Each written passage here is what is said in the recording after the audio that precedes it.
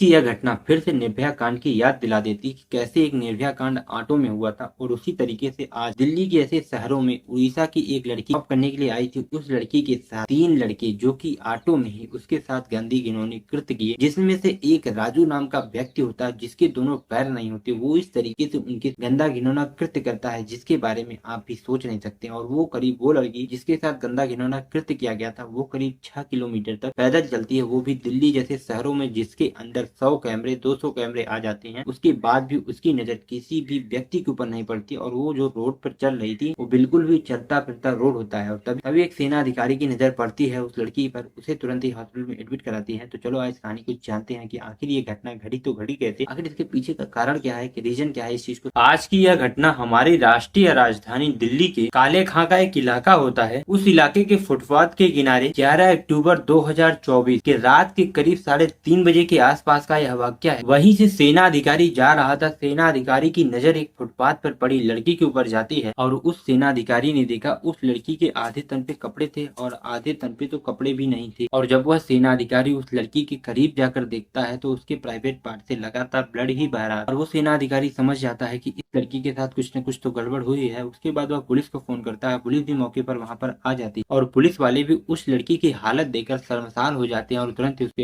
Hospital में admit करने के लिए ले जाते हैं। और वहाँ के डॉक्टर उसकी कंडीशन देख करके तुरंत ही उसका इलाज करना शुरू कर देते हैं और जो पुलिस होती है। और इसी बीच उन्होंने कोशिश की उस लड़की से बातचीत करने की, लेकिन लड़की की हालत बहुत ही ज्यादा खराब थी, वह बोलने की स्थिति में नहीं थी। और तभी डॉक्टर कहते हैं कि इस लड़की पर भारी गहरा असर पड़ा है इसके दिमाग पर, और पहुंचे भी तो पहुंचे क्यों ना, क्योंकि इसके साथ सामूहिक बलात्कार किया गया है जो। और उस लड़की का किसने किया था रेप, ये बात पुलिस वालों के लिए चुनौती बन जाती है। क्योंकि जब पुलिस वाले उस लड़की से बातचीत करने की कोशिश कर रहे थे वो लड़की बोलने की स्थिति में नहीं थी, क्योंकि वह मानसिक रूप से प्रताड़ित हो चुकी थी पूरी तरह और वो बीमार हो चुकी थी। और उसके बाद डॉक्टर कहते हैं कि अगर सेना अधिकारी सही वक्त पर आप लोगों को फोन नहीं करते, उसे सही वक्त पर इसे हॉस्पिटल नहीं लाया जाता, तो ये लड़की मर जाती, क्योंकि इसके प्राइवेट पार्ट से बहुत ही ज्यादा भारी मात्रा में ब्लड बह चुका है। और उसके बाद वह जो पुलिस वाले होते हैं वो बहुत ज्यादा परेशान हो जाते हैं, क्योंकि जो लड़की से बयान ले रहे थे वो लड़की सही तरीके से अपना बयान नहीं दे पाती, क्योंकि उसके मानसिक रूप से प्रताड़ित है और वो डरी हुई है। इस वजह से पुलिस वालों को अपना सही से बयान नहीं दे पाती। और ऐसे ही करके कई दिन निकल जाते हैं और उसके बाद इस घटना को आईपीएस ऐश्वर्या सिंह को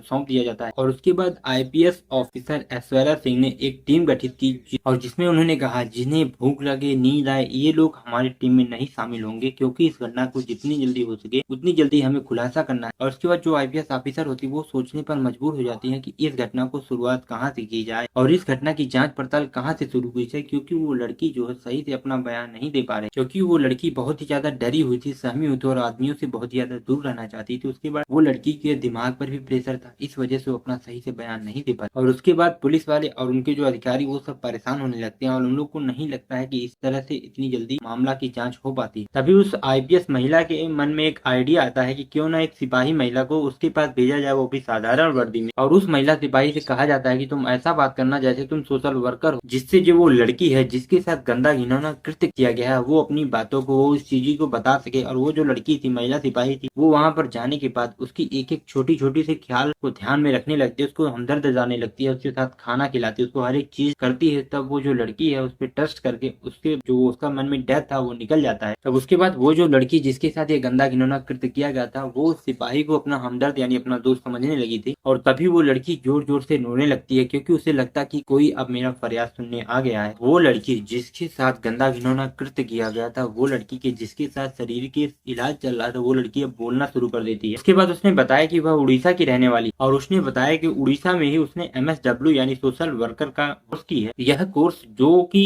समाज सेवा के लिए किया जाता है एमएसडब्ल्यू। उसके बाद उसने एमएसडब्ल्यू करने के बाद वह नर्सिंग का कोर्स करती है। और इस बीच उस लड़की का एक दोस्त होता है जो कि दिल्ली में रहता है, उससे बातचीत होती है। तो वह दिल्ली वाला दोस्त कहता है अगर तुम्हें कुछ अच्छा करना है, कुछ आगे करके अच्छा अपना करियर बनाना है, तो तुम उड़ीसा को छोड़ करके दिल्ली आना होगा। दिल्ली आने के बाद में यहाँ पर बहुत सारी अपॉर्चुनिटी है जितने तुम्हें बहुत ही सारा काम मिल जाएगा। वो लड़की जो होनहार और होशियार होती है, जो कि नर्सिंग का कोर्स की होती है और एमएसडब्ल्यू का भी कोर्स की होती है। और उसके बाद वह जॉब करने लगती है। जॉब करने के बाद उससे जो पैसा आता था उससे वह गरीब बच्चों की मदद करने लगती है और गरीब महिलाओं की भी मदद करना शुरू कर देती है और ऐसे ही असहाय लोगों की मदद कर रही है। और ऐसे ही करके उसकी जिंदगी चल रही थी। एक दोस्त ने उसे दिल्ली बुलाया, जिस दोस्त ने उससे कहा था कि तुम दिल्ली आना, यहाँ पर तुम्हारी मदद होगी, यहाँ पर बहुत सारी अपॉर्चुनिटी है और यहाँ पर बहुत सारे काम। और उसके बाद जब वह लड़की आ जाती है अपने दोस्त के पास, कई दिन तक रहती है। उसके बाद वह लड़की के जो वह लड़का है उसके ऊपर, अपने दोस्त के ऊपर वह लड़की बोझ बनने लगती है। और उस लड़की को लग रहा था कि उसी लड़के का कमाया हुआ खा रही, उसी लड़की के घर में रह रही है, ऐसा ऐसा लग रहा था, जिसकी वजह से वो लड़की वहां से कुछ दूर हट के रहने लगती है। और उसके बाद वह लड़की किशनगढ़ पहुंच जाती है और उसके बाद वह नन समाज के साथ रहने लगती है। यहाँ पे नन समाजों की मदद भी करती थी, गरीब लोगों को, असहाय लोगों की मदद कर रही थी। और उसी बीच उसका मानसिक संतुलन भी बिगड़ रहा। वो लड़की जो MSW नर्सिंग का कोर्स की हुई, अच्छी खासी पढ़ी हुई, वो आकर के दिल्ली में अपना कैरियर बनाने आई थी और अचानक से उस लड़की का मानसिक तबियत बिगड़ने लगती है, जिसकी वजह से वह किशनगढ़ को छोड़ करके चली जाती है। और वो जुलाई 2024 किशनगढ़ को छोड़कर चली जाती है। जो वहाँ के लोग रहते थे, गरीब लोग, वहाँ जाके थाने में रिपोर्ट करते हैं कि यहाँ पर एक लड़की रहती जो कि सोशल वर्क करती थी, वो आज के टाइम पे यहाँ से छोड़कर चली गई, पता नहीं कहाँ चली गई। और उसके बाद वह लड़की अब नया ठिकाना ढूंढना शुरू कर दी, जैसे railway station, footpath, bus stand, over bridge, ऐसे ऐसे नए नए इलाकों में वह रहना शुरू कर देती और रहते चली जाती। और उस बेचारी उड़ीसा से आई हुई लड़की को ये नहीं पता था कि दिल्ली सेफ नहीं है उसके लिए, दिल्ली में कुछ भी हो सकता है उसके साथ। और 10-11 अक्टूबर की वही रात होती है जब 9:30 बजे के आसपास का यह वाक्य। दो व्यक्ति आते हैं,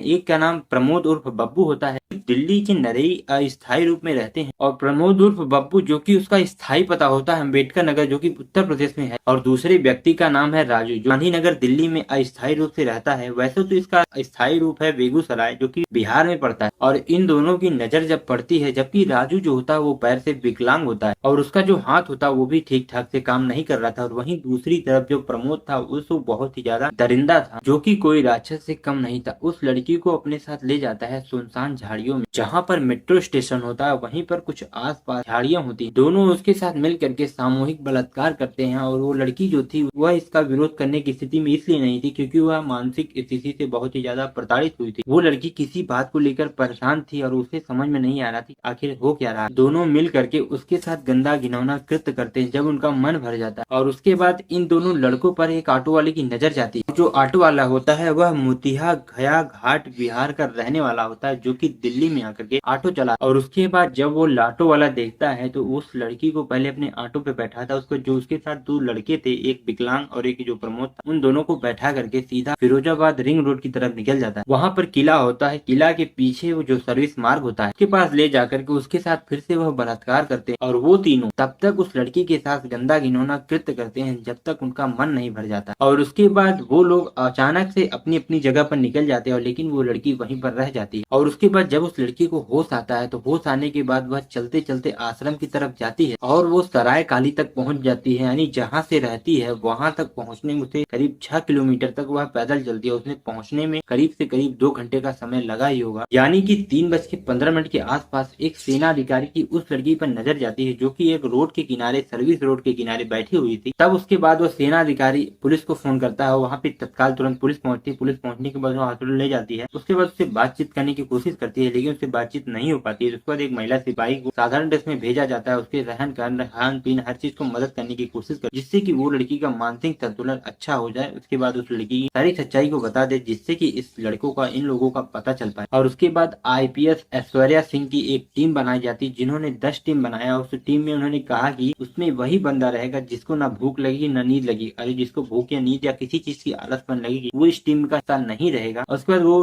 टीम जो है वो पूरे अपने अच्छे मन से उस चीज को खोजना शुरू कर देती है और 700 कैमरे और 150 ऑटो वालों से पूछताछ करती है। उसके बाद एक राजू जो कि पैर से लंगड़ा होता है, उसके बारे में पता चलता है। और सल्यूट है उस पुलिस वालों को जिन्होंने 21 दिन के अंदर इन दरिंदों को पकड़ लिया। और उसके बाद उन तीनों दरिंदों को गिरफ्तार किया जाता है। गिरफ्तार करने के बाद उन्हें जेल भेज दिया जाता है। और जब यह बात सोशल मीडिया के माध्यम से लोगों को पता चलती है, लोग भी यकीन नहीं कर रहे थे कि आजकल के कैसे कैसे लोग हैं, एक पैर से लंगड़ा भी आज के टाइम पे कितना दरिंदा बन सकता है। और लोगों को सोचने पर मजबूर कर देती है कि जैसे एक निर्भया कांड का रेप हुआ था, उसी तरीके से आज उड़ीसा की एक लड़की के साथ वही दरिंदगी हुई, वही ऑटो में उसके साथ दरिंदगी की गई। और उसके बाद जब यह बात उड़ीसा के मुख्यमंत्री को पता चलती है तो दिल्ली के मुख्यमंत्री से बात करती है और इस मामले को उच्च कार्रवाई कदम उठाने की बात की जाती है। और मैं आप सभी को बता दूं, जो वो निर्भया कांड के लोग थे उन्हें तो फांसी पर चढ़ा दिया गया था, लेकिन अभी जो ये कांड हुआ है हाल ही में उड़ीसा की लड़की के साथ अभी कोई भी जो दरिंदे थे उन्हें अभी जेल ही भेजा गया। मैं तो कानून से यही कहूंगा, उन दरिंदों को भी फांसी दिया जाए, जितनी जल्दी हो सके उन्हें फांसी दिया जाए, उस बेचारी नादान लड़की को भी इंसाफ मिले। फिलहाल यह घटना यहीं पर समाप्त होती है। आपको ऐसी ही घटना जानने के लिए मेरे चैनल से जुड़े रहें। चलते हैं, जय हिंद, वंदे मातरम।